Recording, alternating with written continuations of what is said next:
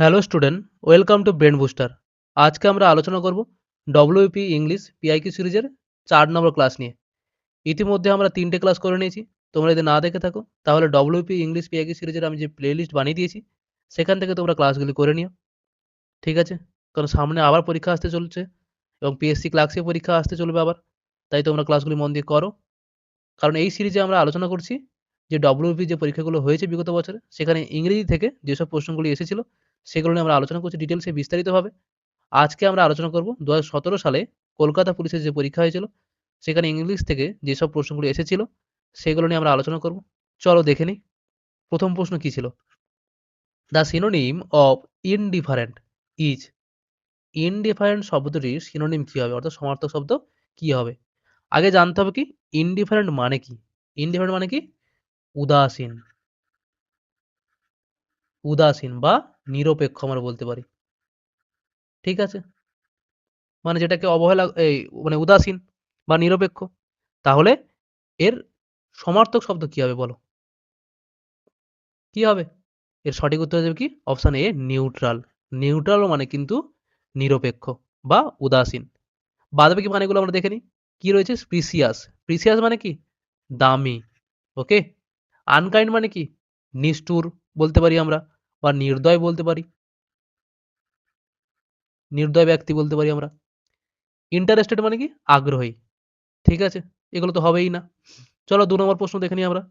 Change the voice, active অথবা passive. আগে সেন্টেন্সটা দেখতে হবে, তারপরে আমরা করবো সেটাকে অ্যাক্টিভ না প্যাসিভ।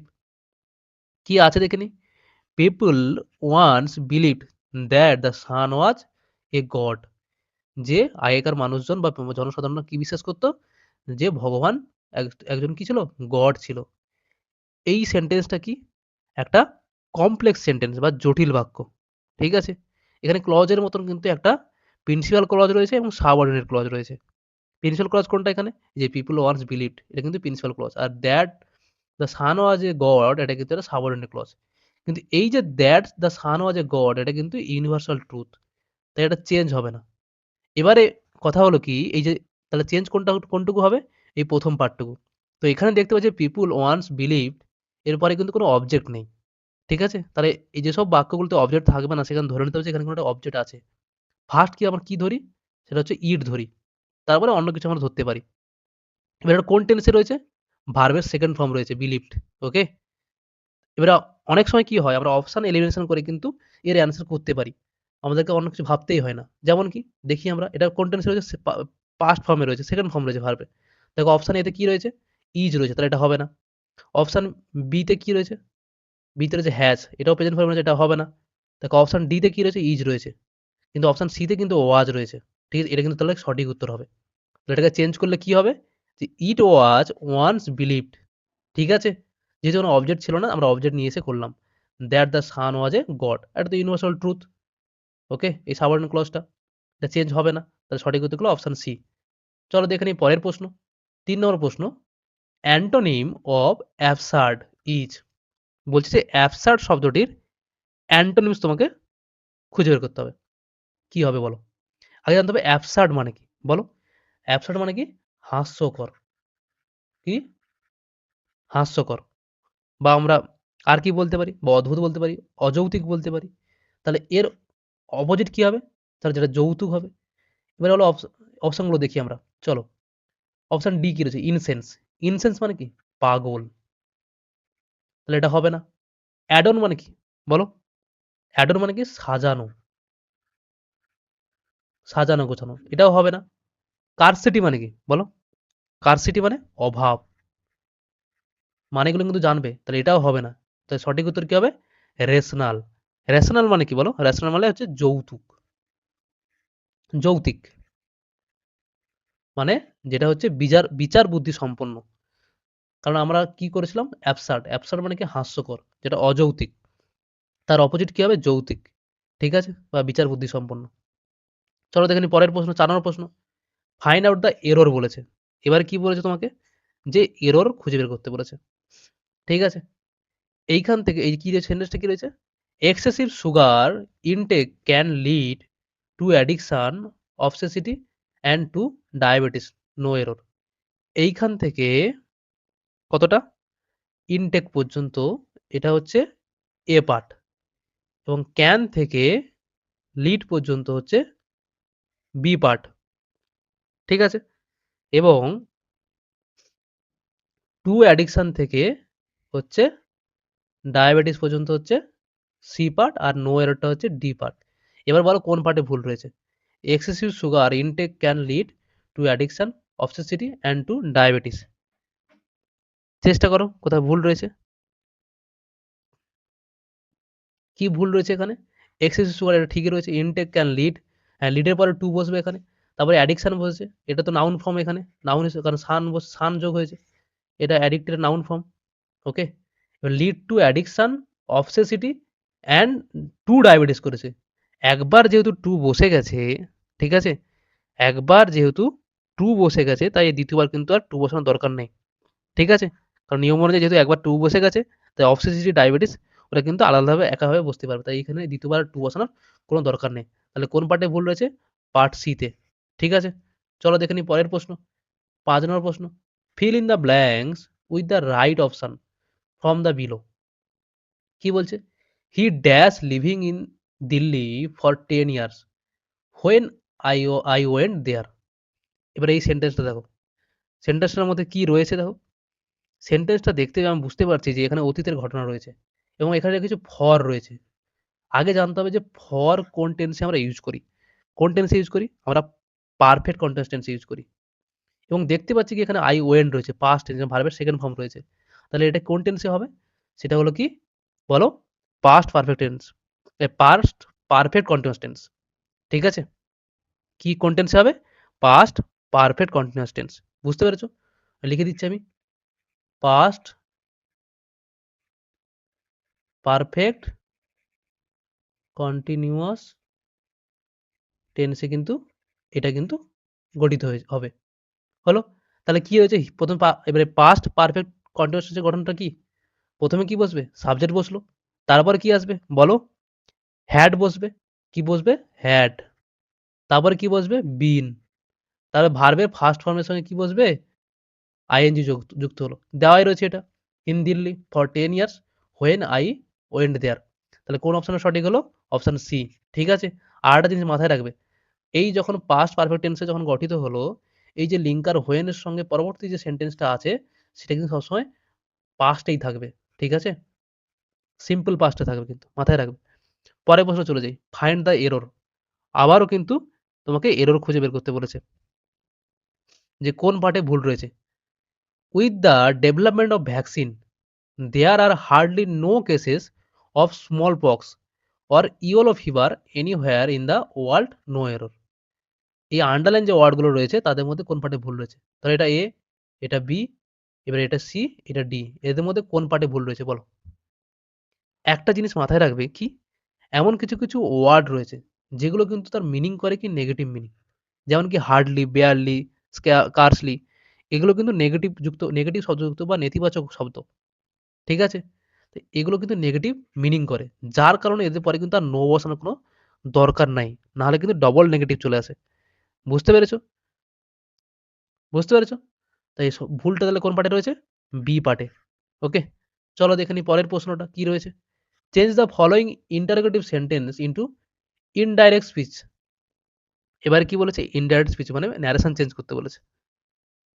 ওকে? তাহলে ন্যারেশন চেঞ্জটা করে দেখি আমরা। কি রয়েছে এখানে? Call the first witness said the জাজ। জাজ কি বলছে? যে উইটনেসকে ডাকতে। বিচারক বলছে যে প্রথম সাক্ষীকে ডাকুন। এবার এটাকে আমরা করব। এবার এটা কি সেন্টেন্স? এটা ইম্পারেটিভ সেন্টেন্স। তো ইম্পারেটিভ সেন্টেন্সে যখন আমরা ন্যারেশন চেঞ্জ করি, তখন সেটার পরিবর্তে আমরা কি করি? কিছু সুন্দর ওয়ার্ড ইউজ করি। কখনো আমরা অর্ডার ইউজ করি, কখনো কমান্ড ইউজ করি। তো এই সেন্টেন্সে যেহেতু তিনি আদেশ দিচ্ছেন, কমান্ড করছেন। ওকে? এখানে কি ইউজ করছি? কমান্ডেড। ওকে? এবার কোনটা সঠিক হবে সেটা আমরা কিভাবে করব? তাহলে প্রথমে কি বলব? দ্য জাজ কমান্ডেড। যেহেতু এটা ইম্পারেটিভ সেন্টেন্স, তাহলে টু যোগ করে বাদবাকিটা লিখে দিলে কিন্তু অ্যান্সার হচ্ছে to call the first witness. এবার আমরা অপশন এলিমিনেশন করি। অপশন ডিটা দেখো, দ্য জাজ কমান্ডেড দ্য ফার্স্ট উইটনেস। না, দ্য ফার্স্ট উইটনেস নয়, এটা ভুল রয়েছে। দ্য জাজ কমান্ডেড দ্যাট তো আসবেই না, এই সেন্টেন্সে টু আসবে। দ্য জাজ কমান্ডেড দেম, দেম তো এখানে ছিলই না, এক্সট্রা করে দেম লেখার কোনো দরকার নেই। দ্য জাজ commanded to call the first witness. দেখো এটা কি সুন্দর করে লেখা আছে। এই প্রিভিয়াস ইয়ার শেষ হয়ে গেলে কিন্তু আমি ডিটেলস ক্লাস করাবো, সেখানে কিন্তু এই নিয়মগুলো রুলসগুলো সবগুলো কিন্তু সুন্দর করে বুঝিয়ে দেবো। চলো দেখে নিই পরের প্রশ্ন আমরা কি রয়েছে। Select the best alternative of the underline portion from among the choices given. Sanjay baked his first cake and he was 13 years old then. যে তখন সে 13 ইয়ার্স ছিল, সে কি করেছিল, সে বেক করেছিল কি তার প্রথম কেক সে তৈরি করেছিল, ঠিক আছে, কেক বানিয়েছিল। তো এই যে and he was 13 years old then, then হবে না এখানে, এটাকে পরিবর্তন করে তোমাকে বাক্যটাকে সুন্দর করে গঠন করতে হবে। তাহলে কি হবে, দেনের পরিবর্তে এখানে কি আসবে, হোয়েন আসবে, যখন, ঠিক আছে। তো সঠিক উত্তর কি হবে, হোয়েন হি ওয়াজ 13, ঠিক আছে। চলো দেখে নিই পরের প্রশ্ন।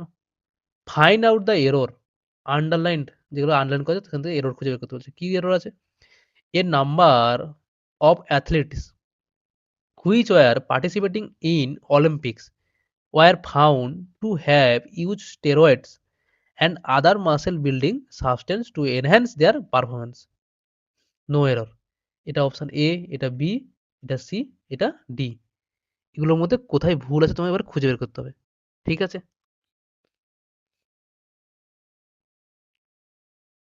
চেষ্টা করো খুঁজে বের করার।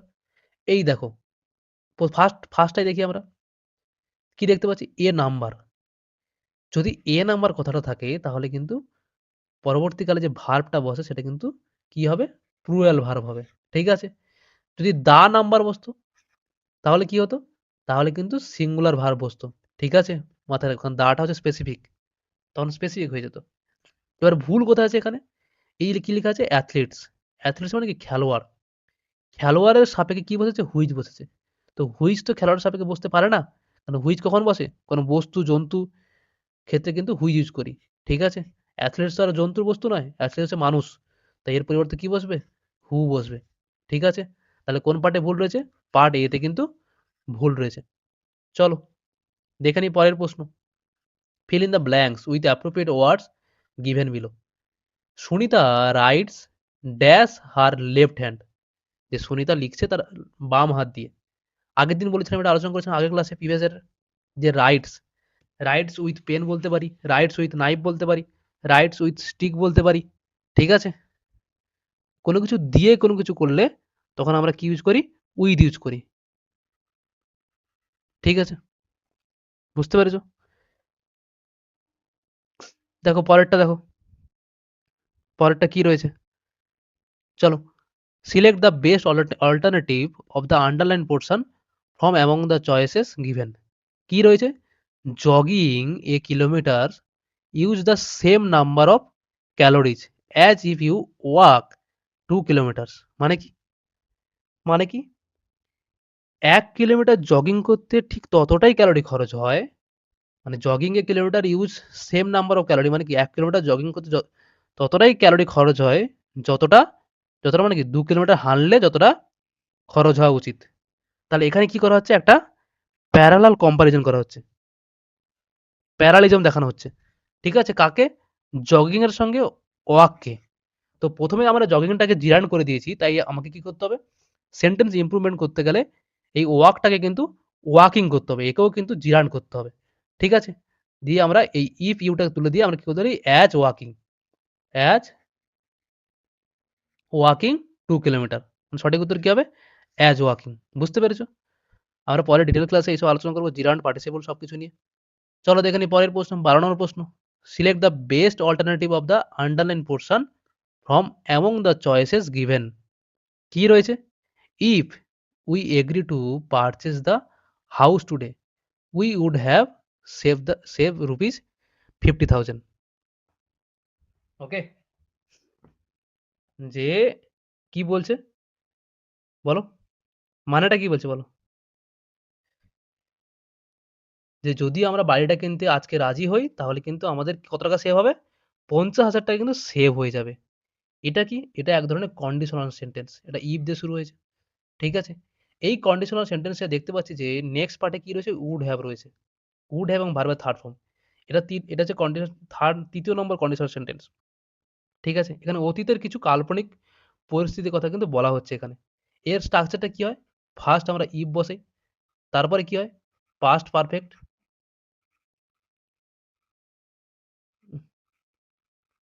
পাস্ট পারফেক্ট টেন্স ইউজ করি আমরা। পাস্ট পারফেক্ট টেন্স অনুযায়ী কি ইউজ করি?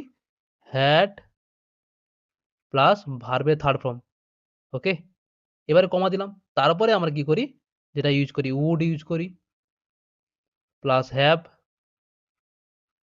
তারপরে ভার্বের থার্ড ফর্ম V3, যেটা এইখানে ফলো হয়েছে। তাহলে এইখানে কিন্তু ফলো হয়নি, সেটাকে চেঞ্জ করতে হবে। এই চেঞ্জ করলে কি দেখতে পাবো আমরা? অপশনগুলো থেকে এলিমিনেশন করি। ইফ টুডে উই এগ্রি, না এটা হবে না, একদম নয়।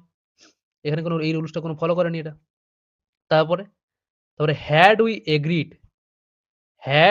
Agreed two purchase the house today, এটা কি করা আছে?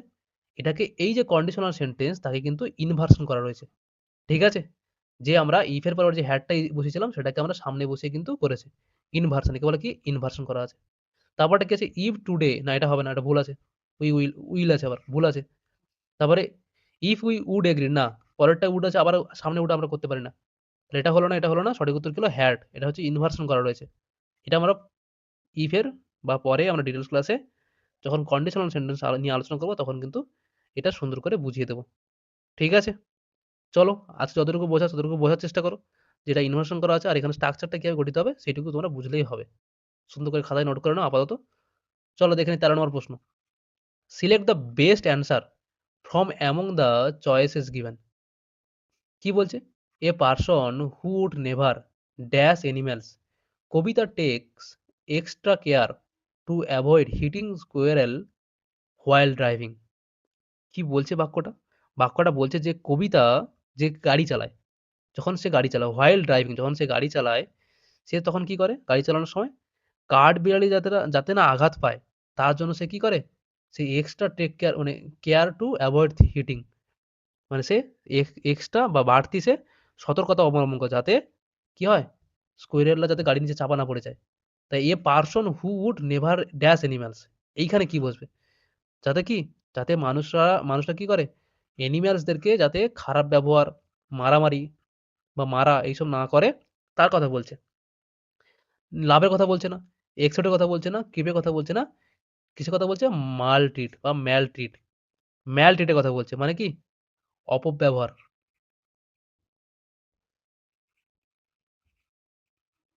ঠিক আছে?